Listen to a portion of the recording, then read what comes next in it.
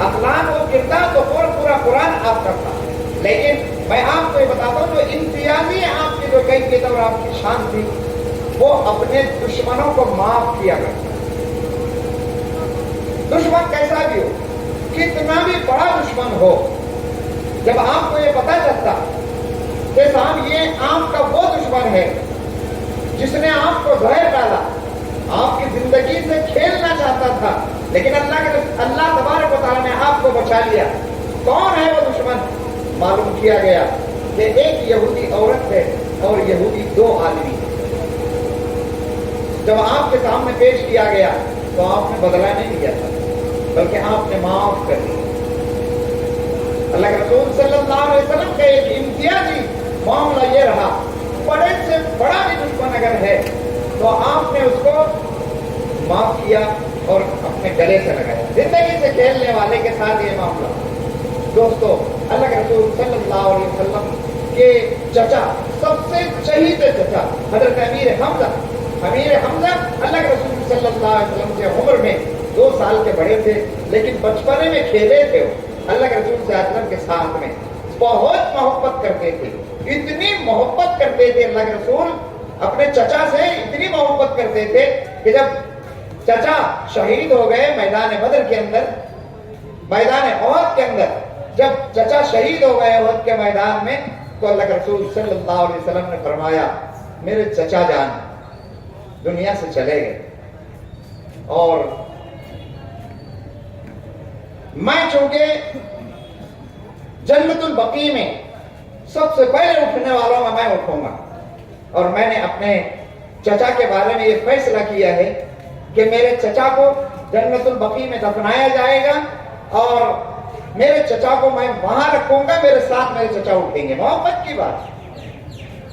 تو حضرت امیر حمزہ رضی اللہ تعالیٰ عنہ نے امیر حمزہ رضی اللہ تعالیٰ عنہ کو ان کے اپنے کپڑوں کے اندر کفن دے دیا گیا، اور گھوڑے کی پیٹھ پر ان کو سوار کر دیا گیا۔ تاریخ کی بات بتا رہا ہوں میں، جس کو مولانا اسلم صاحب رمزی نے لکھا ہے۔ تو جب اللہ کے رسول صلی اللہ علیہ وسلم سے ساتھیوں سے یوں کہا کہ میں اپنے چچا کو جنت البقیع لے جانا چاہتا ہوں، لیکن حکم یہ ہے کہ جو شہید جس جگہ شہید ہوتا ہے اس کی جگہ وہیں پر ہوتی ہے اور وہیں ان کو دفن کرنا چاہیے، مگر اللہ کے رسول کا فیصلہ تھا کہ میں اپنے چچا کو جنت البقیع لے جانا چاہتا ہوں۔ اور احد کے میدان سے جنت البقیع 3 کلومیٹر کا فاصلہ ہے، کوئی زیادہ دور نہیں ہے۔ گھوڑے کے پیٹھ پر آپ کے جنازے کو باندھ دیا گیا۔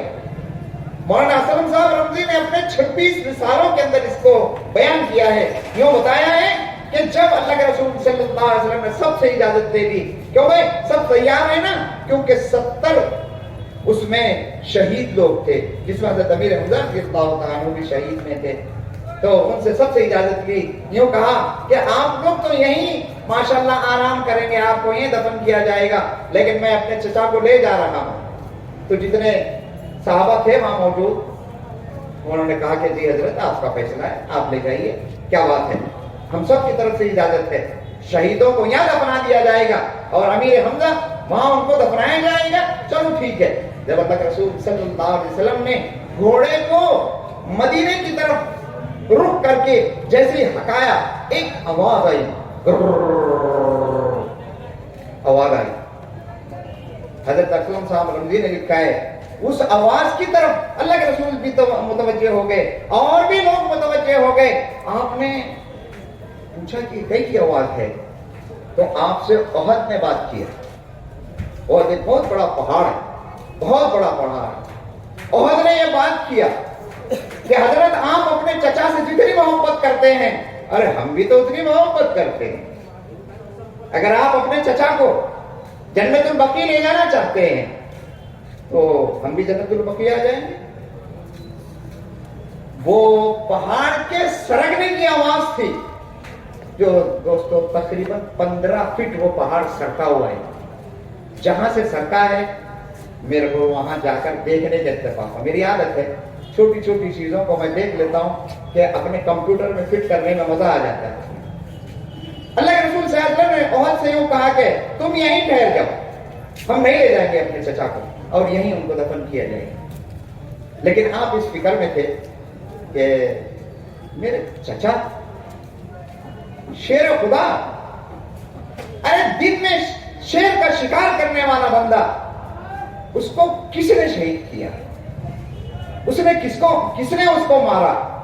آپ کو فکر تھی کہ وہ کون سا بندہ ہے جو میرے چچا کو شہید کیا، لیکن اندازہ نہیں ہوا کہ میدان جنگ کے اندر ان کے اوپر حملہ کون کیا۔ ایک وقت آیا کہ وحشی اللہ کے رسول صلی اللہ علیہ وسلم کے سامنے پیش کیے گئے۔ یہ وحشی یہ غلام تھے، اور ابو سفیان کی جو بیوی تھی ہندا، ان کے غلام تھے، اور ہندا نے یہ وعدہ کیا تھا، امیر حمزہ تم اگر وعدہ کیا تھا وحشی، تم اگر امیر حمزہ کو اگر تم شہید کر دو گے، ختم کر دو گے، تو میں تم کو آزاد کر دوں گی۔ کیونکہ ہندا نے یہ قسم کھائی تھی کہ میں ان کے سینے پر ناچوں گی اور شراب کا پیالہ پیوں گی، میری خواہش ہے، اور میں ان کا جگر چبا لوں گی۔ چنانچہ جگر تو نکال لیا تھا خنجر مار کے، اور اس کو چبایا بھی، لیکن نگل نہیں سکی، پھونک دی ہندا۔ چلو ٹھیک ہے۔ جب وحشی کو سامنے لایا گیا اللہ کے رسول صلی اللہ علیہ وسلم کے، اور یوں بتایا گیا کہ حضرت آپ کے چہیتے چچا شیر خدا حضرت امیر حمزہ کو شہید کرنے والا یہ بندہ ہے۔ اللہ کے رسول صلی اللہ علیہ وسلم نے وحشی کو دیکھ کر رو دی، اور یوں فرمایا وحشی میں نے تم کو معاف کر دیا۔ یہ آپ کی جو صفت تھی معافی کی، اتنی زبردست صفت تھی دوستو، ایک اذان کا تو ہم نے استقبال کر لیا ہے، تو ایسی صفت آپ کی تھی کہ بڑے سے بڑا بھی اگر دشمن ہے تو اس کو آپ معاف کر دیتے اور اس کو گلے سے لگا لیتے۔ پھر وحشی سے یوں کہا کہ وحشی تم جب اسلام میں داخل ہو گئے، کلمے میں داخل ہو گئے، تو کلمے کی وجہ سے جتنے تمہارے پچھلے گناہ ہیں وہ سب کے سب اللہ تبارک و تعالیٰ نے دھو دیا ہے، اب تم بخشے بخشائیں۔ دوستو